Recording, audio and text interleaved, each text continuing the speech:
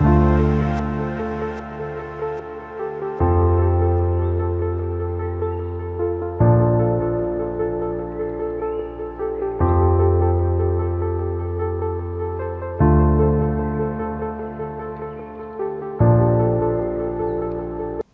viewers, welcome to Generations Gist with Joy.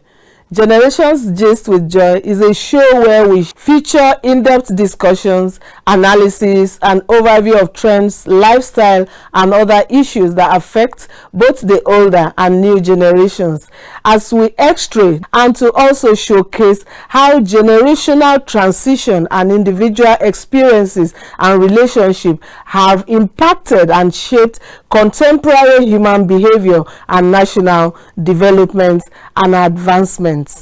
And today's conversation promises to be refreshing, educating, and entertaining. Please do relax and enjoy the show.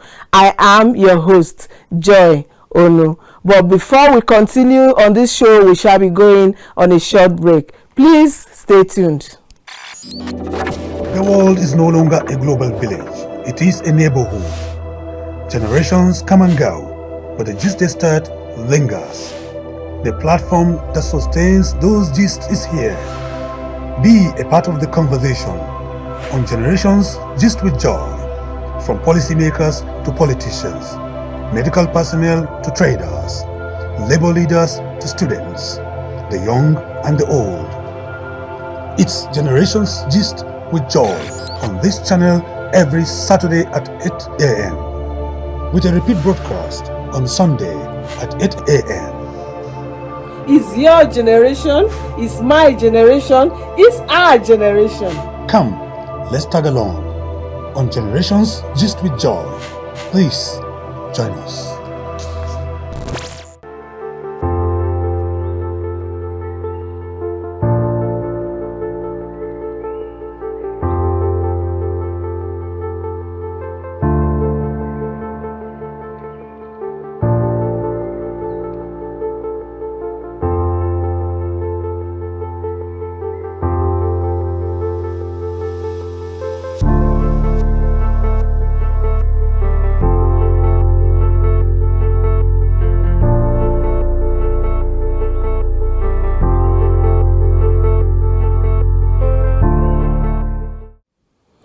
Welcome back to Generations Gist with Joy.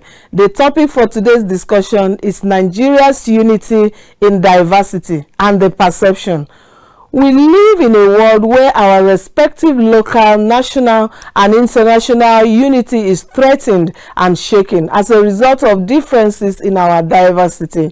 Hence, the concept of unity in diversity in Nigeria became a necessity to the over 250 ethnic groups, and this was established by the hoisting of the green-white-green flag when Nigeria gained her independence on the 1st of October 1960 as a symbol of her unity. Unity in diversity was basically conceived in Nigeria to foster unity amongst individuals or groups with differences in culture, tradition, ethnicity, and other values, and even generational dichotomy, for the purpose of achieving peaceful coexistence and tolerance among themselves. But after the jubilation and the celebration of Nigeria's independence 64 years ago, the realities and the dynamics of our diversity began to creep in.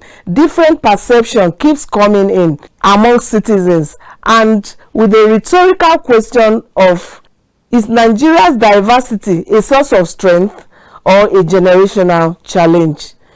And in the studio with me to help analyze and do justice to this important topic is a very special guest, Alhaji Majeed Dahiru.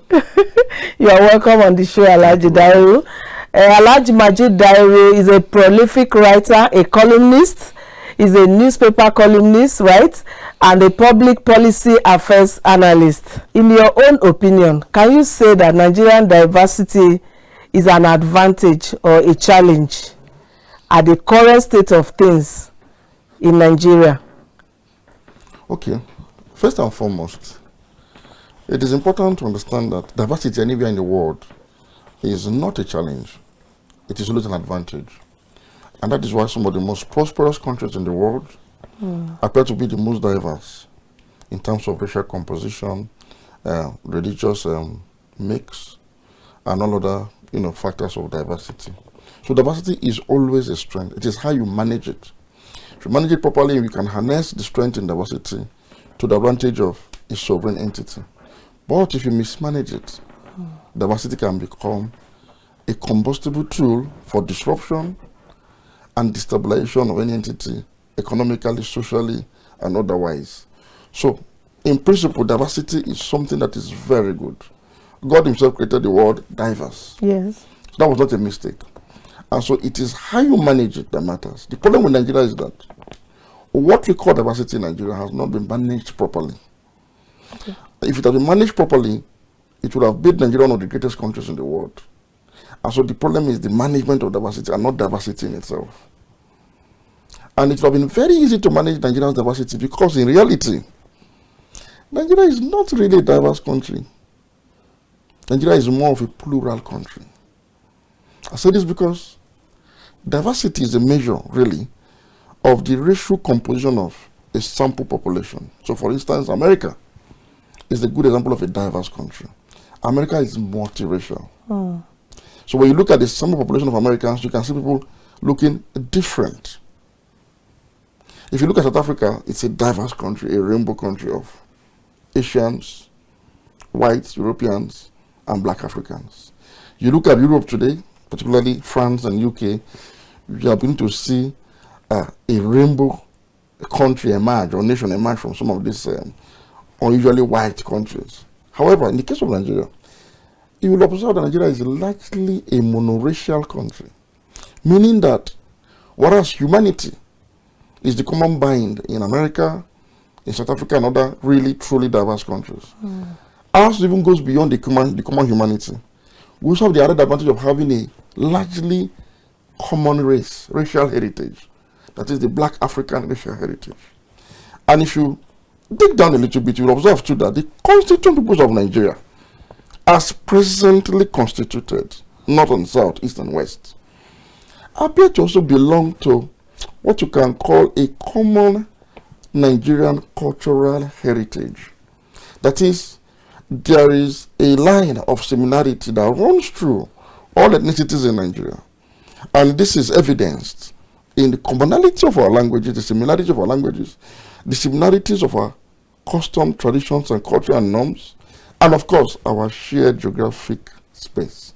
So meaning that it would have been very easy to manage the peoples of Nigeria because we are even less diverse than some other entities. If only we have a leadership that is able to rise above petty sentiments of ethnicity and religion. But in the real sense, even if you say the American, like the Americans and other European countries are diverse through their race, we're actually diverse through our culture, our way of life, our beliefs, class, religion, and so on and so forth. Don't you think there is also a diversity in its own sense? I call it plurality. That is, it is a manifestation of the same in just slightly varying ways. And you and I come from a part of the country that binds the country together, binds entire Nigeria together. I say this because our history as Nigerians suggests an ancestral linkage to a common source. So I like to say, for example, that the Igala people of Ida in Kogi State, North Central Nigeria, serves as a glue between the northern part of Nigeria and the southern part of Nigeria. Because of the series of migration from the old Kwara Empire, there shares common ancestry with the original 7 Hausa states.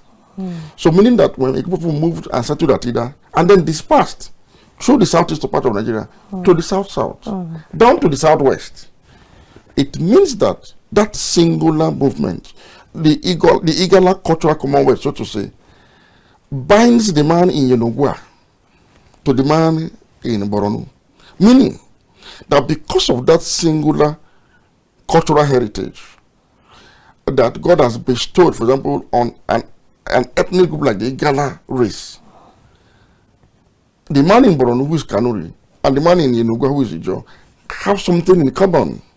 I'm saying this is something that should incentivize unity and oneness, knowing that through series of migrations, common history, again as evidenced in the language we speak, it's clear that we are all related one way or the other.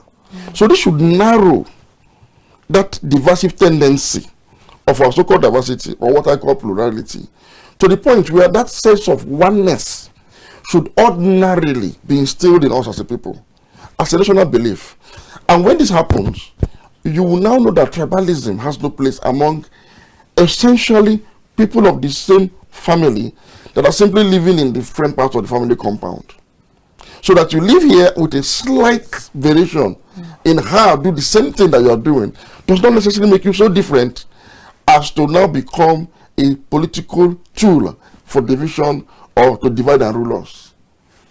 So I'm saying we need to kind of rewrite our history or retell our story so that that sense of oneness can be instilled in us. This has eluded us for more than 64 years of our independence as a nation. And this is the very problem that's at the core of Nigeria's national crisis. When the people do not have a sense of oneness, either racially, culturally, it breeds identity dissonance. The type we are seeing in Nigeria today, we have people who are working at cross purposes.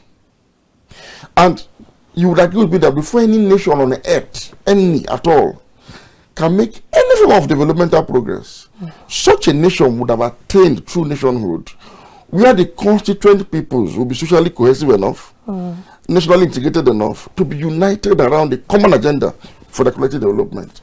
That is lacking in Nigeria because we see ourselves as Igbo, as Yoruba, as Igala, as Igbira, as Nupe, as Gwari, and we think ourselves so different and we live in our silos. And so there is no common pan-Nigerian agenda for collective development. What you have is a contestation of power for the control of Nigeria's resources by the over 1,000 ethnic groupings in Nigeria. And that is why corruption is a norm. Because corrupt practices such as nepotism, cronyism, and all forms of tendencies that simply takes from the center to the various sections are culturally acceptable tools across the country to extract from the national cake to the various sections of the country with the extractors as major beneficiaries. So to overcome this challenge, we must have like a renaissance of some sort, where people will begin to understand that we are indeed one people. I mean, we are so one and we are so lucky that created Nigeria as though it's a factor of nature. So Nigeria would have been the easiest country in the world to manage what some of you might call diversity, but which I choose to call plurality because I simply think that all of the ethnic groups, Igala, Ibira, Yoruba, Nupe, Hausa, Fulani, all are simply a subset of one black African family that is Nigerian in character.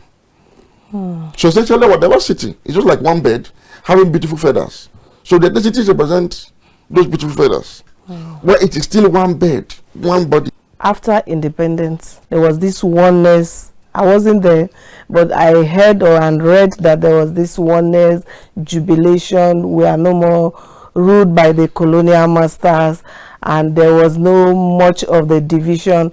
But immediately after the independence, which we celebrated with the hoisting of the flag as a symbol of our unity, and there began to come lack of trust. This zone is not being taken care of. You know, we have regional groups in the country, and is it that those ones actually helped, let me put it that way now, in causing the disunity that we have? Because if you remember, after 1966, there was a lot of crisis.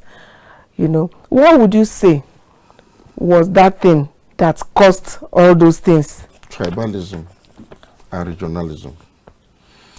Nigeria was very divided in the First Republic. You see, those people you call our founding fathers, with the exception of Nnamdi Azikiwe, none of the others actually saw Nigeria as one constituency.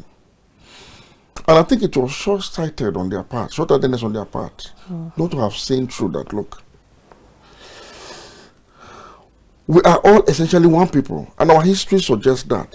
But however, we saw an attempt to ethnicize the 3 existing regions and later 4 regions. We saw the ethnization of provinces into authorities down the ladder. We now saw political parties that were created along ethnic lines. So, for example, the AG was an offshoot of the Egbe-Omo Oduduwa. That is, essentially, it was a party that was a pan-Yoruba party. We also saw the NPC in the north, that was Jemi Armutadinarewa. Then the NCNC, that was originally a nationalistic party, was now reduced to a regional party in the southeast, or rather the eastern region. What this created was this. You had regions that became a cog in the wheel of national integration and the development of democratic citizenship. So, for instance, you can't be Igbo and be northern Nigerian. It was impossible. Even if you are born there, even if you have all the right of a citizen that you're supposed to actually claim, you cannot because of your ethnicity. It is the same thing. You couldn't be Hausa, for example, at a point, and be Eastern region. Even if you are born there, even if your economy is there, even if your livelihood lies there, even if that is your permanent home, it was not possible. It was something largely in the Eastern, in the Western region. It was not the same thing across board. And so, whereas there were regional governments and regional identities, there was national identity. Okay. So the region began to compete for power at the center. Rather than collaborating for global competitiveness, it started competing for power. And eventually tribalism led to the collapse of the First Republic. And that was why the military rulers that took over, and even some of the civilian collaborators, felt we now needed a united Nigeria that can be governed by executive democratic power. And why we adopted the presidential system. But somehow tribalism found its way into it as well. So again, it is people that we've not dealt with since 1960 that has continued to rock Nigeria's boat to progress, peace, and prosperity. We didn't solve it then, and we are still not solving it now. What we have now is that it has become normalized. Politics in Nigeria is identity-based, ethnic, or religious. You saw it in the last presidential election. And so any country that is bedeviled with the cause of identity politics cannot make any form of development, either economically or security-wise. Thank you very much. So we need to solve that problem of identity crisis. Yeah, that is a good one. Thank you very much. We'll come back to that after this short break. Please stay with us.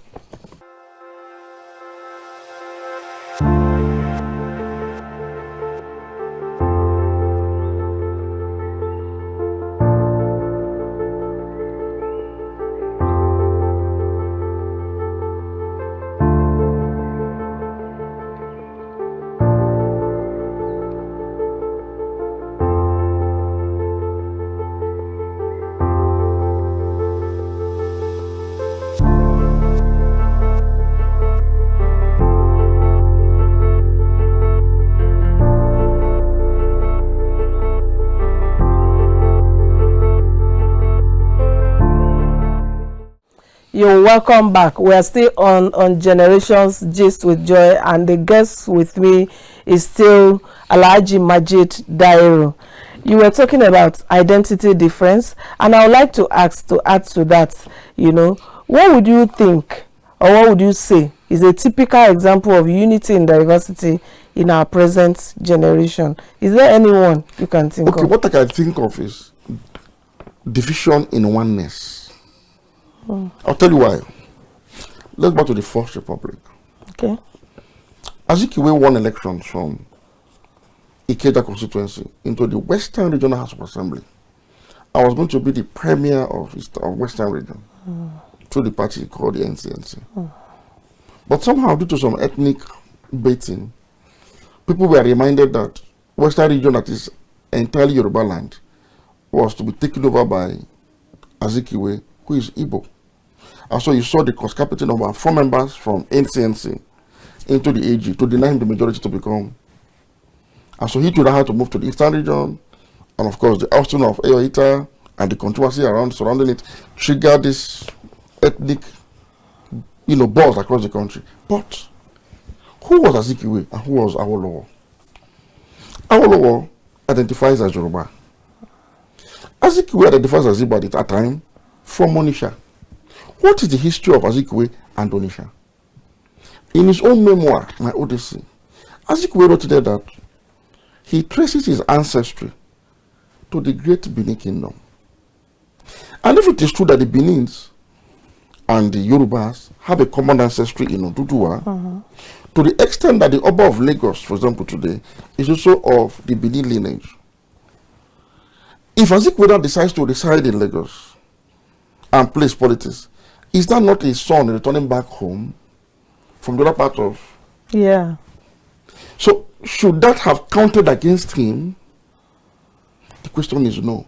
But this time, nobody was able to piece this issue together to say, look, the man you are accusing of being a stranger or a foreigner, he's actually one of you. It's simply a case of Omo Wale. He has just come home. And so this is what it should have been. Now, ordinarily, when we are born in a nation, in a modern nation, is where you should identify with. Azikiwe was also born in Zungeru. Interestingly, Azikiwe didn't speak Igbo until the age of 9. His first language was Hausa. Oh, really? Yes. Similarly, Ojukwu, Chukwuemeka Ojukwu, the leader of the Biafra Secessionist Republic, was also born in Zungeru. Chukwuma Nzogu, the leader of the 1966 coup, though was born in Okpanam, a part of Adianyoma, part of Delta State, that also traces his origin partly to Ida and partly to Benin. But he grew up in Kaduna and enrolled into the Nigerian Army from Kaduna to the point that Kaduna became affixed to his name, meaning he has stayed enough in northern Nigeria to be called Kaduna. If democratic citizenship had been the norm in the First Republic, Nnamdi Azikiwe would have been a northerner by virtue of birth in Zungeru. And maybe the crisis that happened between the NCNC, the AG, and the NPC would not have happened between 1964 and 1966. And maybe in Zogu, who was also a northerner by residence, who should have been a northerner, who should have been, therefore, a loyalist, so to say, of the premier of northern Nigeria, Ahmadu Bello, would not have turned his guns against Ahmadu Bello and lead a coup that eliminated largely northern leaders. And if Ojukwu himself had also been a northerner, there would have been nobody to lead a secessionist Biafra Republic between 1967 and 1970. Now, you see how democratic citizenship that was lacking created all of this crisis, because all of these three gentlemen would have been northerners.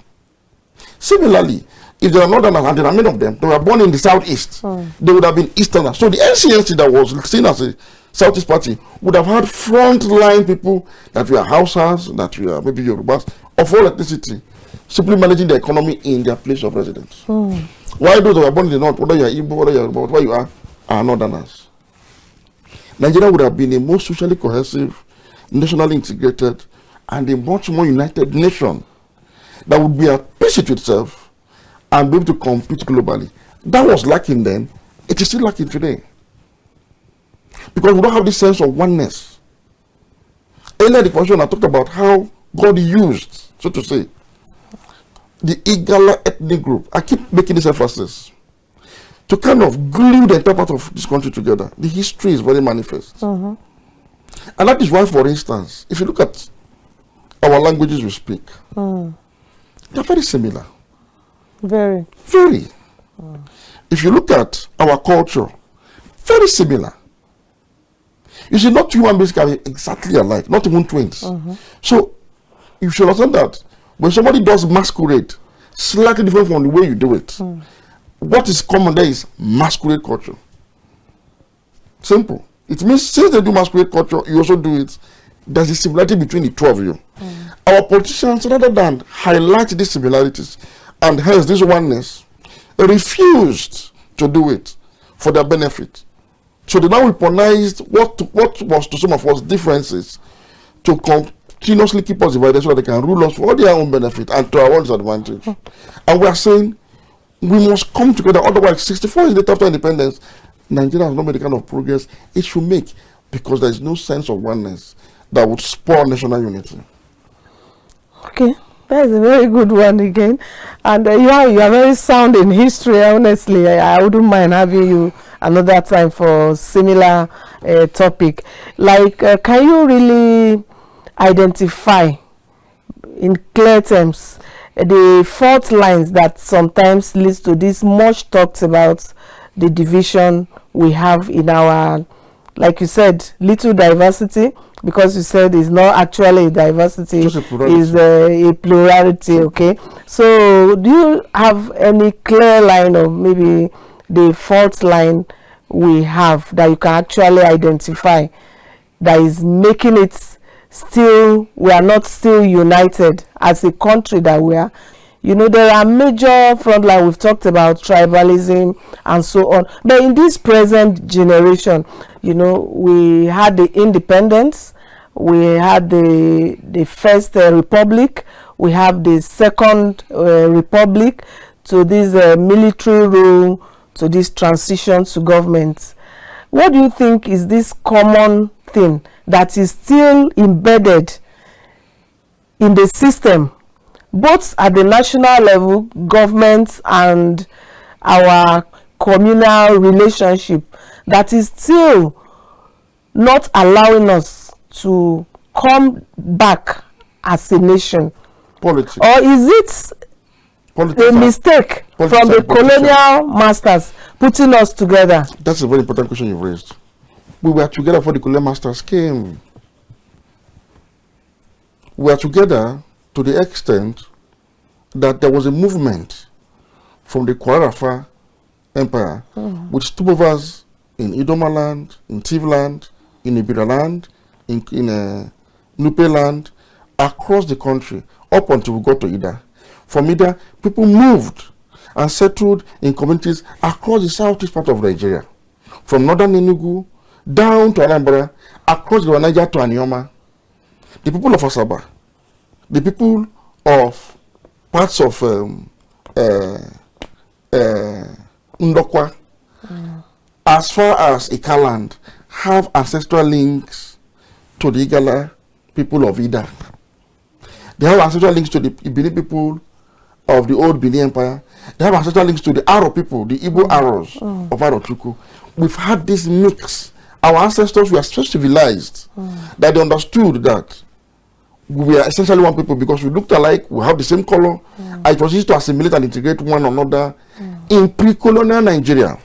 It's so painful that we didn't really have time, but just very briefly, like in the USA, yes, in America, they relied mostly in their diversity. Because it is true. Yes, what can we do to engender on our own national I'll point to an example. In all of this, you asked the question earlier, what has been the strength in our diversity, right? Very briefly. Entertainment. Okay. Have you noticed that Nigeria today has conquered the world through entertainment? Have you noticed that Nigerian entertainment is the most integrated sector of our national lives? Where young artists, young Nigerians have fused together the pluralistic nature of our cultural, commonwealth into Afrobeats. So you see some of the best singers of Yoruba hip-hop are of Igbo origin. Some of the best singers of Igbo hip-hop are of Yoruba origin. We've seen that mix, where you can no longer see the differences in the artists and what they sing. And so that unity, that cohesion has conquered the world. I went to Dubai Mall in 2019. I didn't say Nigerian business, but I had Nigerian sounds in the Dubai Mall. Thank you very much, Majeed, for coming on this show. I can't wait to have you next time. Well, this is the much we can take on this week's episode of Generations Gist with Joy. But before we go, don't forget to always be a part of this show by following us on all our social media platforms. For inquiries, please send an email to generationsgistwithjoy@gmail.com. Until we come your way, same time next week, remember, your generation is your identity. Let's continue to be our brother's keeper and remain a patriotic Nigeria. I remain Joy Onu. See you next week.